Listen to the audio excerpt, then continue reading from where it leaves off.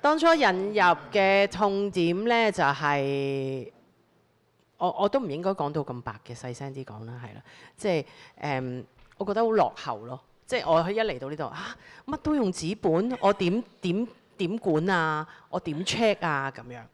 咁所以嗰陣時就會好。其實我哋個本身個平台係好好嘅，因為佢串連咗唔同嘅部門、唔同嘅團隊。但係喺藥物管理啊，或者真係管理一個同學嘅一啲狀況呢，就欠缺咗一啲彈性。咁所以我估當時我自己因為過往嘅經驗啦，咁所以我就會去揾下有冇一啲系統其實啱，即係我哋呢類叫做同學係由細個啲一路發展去用嘅。其實頭先姑娘講嘅好多好處都有嘅，真係譬如以往我會好擔心我嘅護士姑娘究竟如果我有一個替假嚟返工，其實佢認唔認到我啲同學㗎？個個都差唔多樣，或者嗌完嗰個名嗰個又唔識答你，你係咪俾啱咗粒藥佢呢？咁用咗藥物系統好好就係本身個 tablet 已經有佢張相喺度，其實同事一對個樣就可以排。咁第二樣嘢就係我估當日我亦都要去睇嘅就係個團隊其實有好多人。我哋有社工啦，我哋有保健員啦、起居照顧員啦，夜晚亦都會有看守員啦。我哋就會好啲嘅，我哋基本上每一間都最少有一個護士返工。但係其實佢係要管理晒所有嘅同學，咁所以咧變咗喺呢個情況底下咧，佢做嘢係非常非常之忙碌嘅。好似我頭先咁講啦，如果由最初我哋冇呢個系統，佢淨係揭嗰張人形公仔咧，每日都喺度揭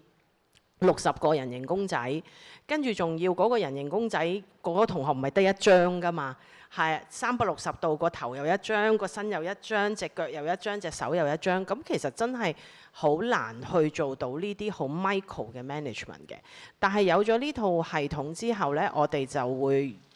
令到啲工作真係可以分翻流程。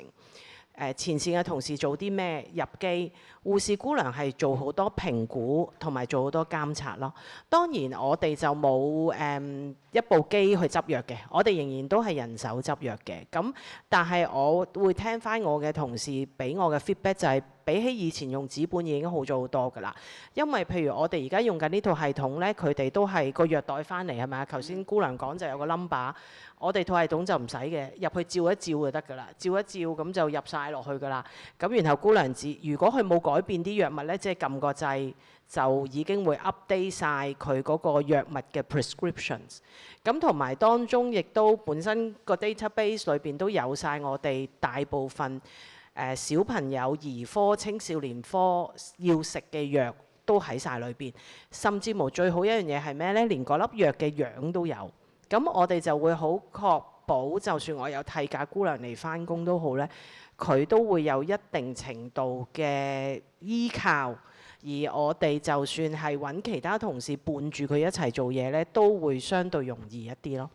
咁其實而家我嘅學校呢，除咗用緊呢套系統之外呢，我都啱啱再引入咗一套就係夜晚嘅生命表徵嘅監測啦，同埋就係防遊走啦，即係佢起身我哋會知啦咁。咁而家我哋用呢套系統有個好處呢，前線同事會話翻俾我知就係點呢？譬如佢哋探熱啦，每個月嘅度高磅重啦，基本上佢哋攞住個系統配置嘅一啲用具呢。咁就嘟一嘟，咁啲數據就入晒落部機度啦，都唔驚佢哋寫錯字啦嚇。咁亦都我哋會攞得好準確啦。而我每一日去做一啲 random checking 嘅時候，亦都可以監察到我嘅同事有冇喺我指定要嘅時間去做到工作咯。咁我覺得呢樣嘢對於一個管理者係有一個好好嘅作用咯。咁因為始終我哋嘅系統，我哋要睇嘅同長者要睇嘅有啲唔同嘅，例如我哋有好多同學仔會可能仲係食緊一啲內分泌嘅藥啦，女孩子我哋要管理埋佢哋嘅 period 嘅時間啦。咁男孩子多啲可能就係一啲生長嘅激素啊、click clack 嘅嘢啊，咁變咗每個月度高磅重啊，或者佢嘅睡眠啊、佢嘅營養 supplement 啊，呢啲都喺個系統裏邊可以好幫到我哋去攞一啲 data 咯。咁其實而家我哋基本上都係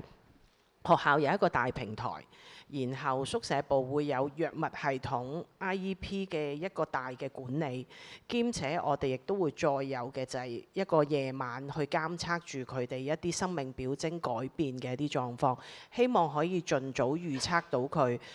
咦原來呢個禮拜已經成日嗰個體温、心跳同埋瞓覺嗰個喐動好犀利咯喎，可能佢嚟緊會病喎。咁呢啲都係一啲我哋靠而家嘅系統去幫我哋做一啲管理同預防性嘅一啲工作咯。